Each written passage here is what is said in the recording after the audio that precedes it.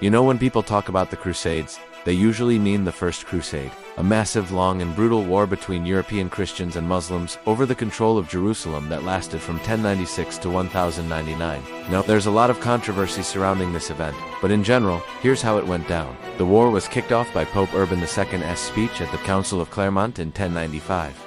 He called for European Christians to take back Jerusalem, which was in the hands of Muslim rulers, specifically the Seljuk Turks, who had seized it from the Byzantines just a few years earlier. He promised those who participated in the Holy War a noble death and an automatic place in heaven. And boy, did that get people riled up. Within a year, tens of thousands of European Christians, mostly from France and Germany, began heading east, eager to claim their piece of paradise. But as we all know, armies need supplies, and lots of it, if they want to go to war. So upon hearing about the massive army heading their way, the leaders of the Italian merchant republics, not to be confused with the Italian states by the way, offered to supply the Crusaders with as much food and materials as they needed in exchange for one thing, namely gold. And so a massive convoy set sail for the Holy Land, with around 40,000 European Christians ready to take it by storm. But before we get into the siege of Jerusalem, let's take a moment to talk about the other contenders for the throne of Jerusalem, namely the Muslim rulers. The Seljuk Turks were a nomadic Central Asian people who had seized Jerusalem from the Byzantines in 1071. By the time the Crusaders arrived, however, they had lost much of their former glory, and now controlled only a small portion of the Levant. In fact, the actual ruler of Jerusalem at the time was a man named Kamel ad-Din, a former slave who had risen through the ranks to become vizier of the Seljuk Sultanate of Rum. In practice, this meant he was the most powerful man in the Levant. However, unlike his predecessors, Kamel ad-Din was not a warrior, preferring instead to focus on trade and administration. As such, he left the defense of the region in the hands of his brother Asad al-Din, who was more than happy to oblige.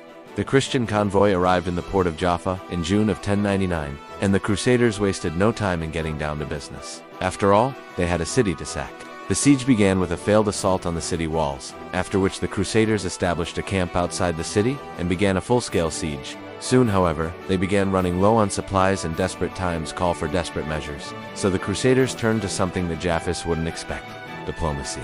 After some negotiations, the vizier agreed to a truce and allowed the Crusaders to enter the city unopposed in order to supposedly show them the riches of the city.